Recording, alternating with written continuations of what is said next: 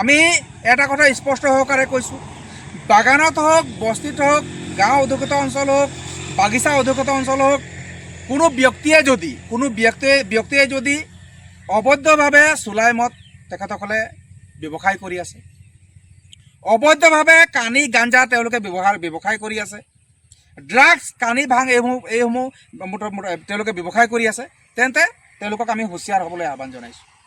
তেখেতসকলক আমি হুঁচিয়াৰ কৰি দিছোঁ।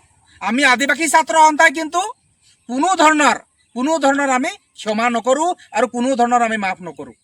আমাৰ স্পষ্ট কথা, বাগিচাত হওক, গাঁৱত হওক, সম্পূৰ্ণভাৱে এই ড্ৰাগছ যি কাৰবাৰ চলি আছে, চুলাই মদৰ যি কাৰবাৰ চলি আছে, ভাং হওক, গাঞ্জা হওক, কানিৰ যি কাৰবাৰ চলি আছে, চুলাই মদৰ যি কাৰবাৰ চলি আছে, সম্পূৰ্ণভাৱে বন্ধ হ'ব লাগিব।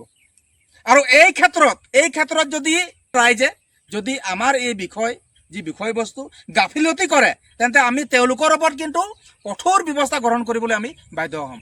আমি বহু কষ্টৰে আমি জিলা প্ৰশাসনৰ লগত, আবকাৰী বিভাগৰ লগত আমি একেলগে আমি সজাগতা সভা আয়োজন কৰি আছোঁ। বিভিন্ন ঠাইত আমি সজাগতা সভা আয়োজন কৰি আছোঁ। আৰু এই ক্ষেত্ৰত বহু ৰাইজে আমাক সহযোগিতা আগবঢ়াইছে।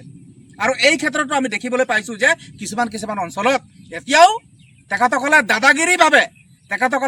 দাদাগিৰিভাৱে এতিয়াও চুলাই মদ তেখেতসকলে ব্যৱসায় কৰি আছে। এতিয়া বহু ল'ৰা এতিয়াও ড্ৰাগছ সেৱন কৰি আছে, কানি গাঞ্জা ভাঙৰ ব্যৱসায় কৰি আছে। আমি সেইসকলক সাৱধান হ'বলৈ অনুৰোধ জনাইছোঁ, হুঁচিয়াৰ হ'বলৈ আহ্বান জনাইছোঁ। কিন্তু আদিবাসী ছাত্ৰ সন্থাই কিন্তু অন্যথা আপোনালোকৰ ওপৰত কিন্তু কটকটীয়া ব্যৱস্থা গ্ৰহণ কৰিব, এয়া কিন্তু স্পষ্ট। সকলোকে নমস্কাৰ। আমাৰ সদৌ অসম আদিবাসী ছাত্ৰ সন্থাৰ টিংখাং আঞ্চলিক সমিতিৰ তৰফৰ পৰা সকলোকে নমস্কাৰ জনাইছোঁ।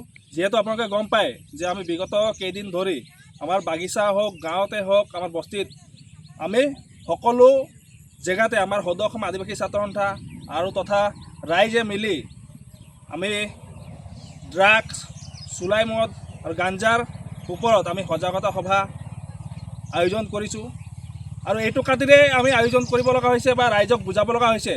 আজি আপোনালোকে নিশ্চয় দেখিবলৈ পাইছে যে আমাৰ উঠি অহা যিসকল নৱপ্ৰজন্ম, আৰু সেই নৱপ্ৰজন্মসকলে আমাৰ চুলাই মদেই হওক, ড্ৰাগছেই হওক, গাঞ্জা হওক সেৱন কৰি আজি নিজৰ শৰীৰ যি ধ্বংস পথলে বা আমাৰ এই পৰিয়ালবৰ্গসকলক ধ্বংসৰ দিশত আগবঢ়াই লৈ গৈছে।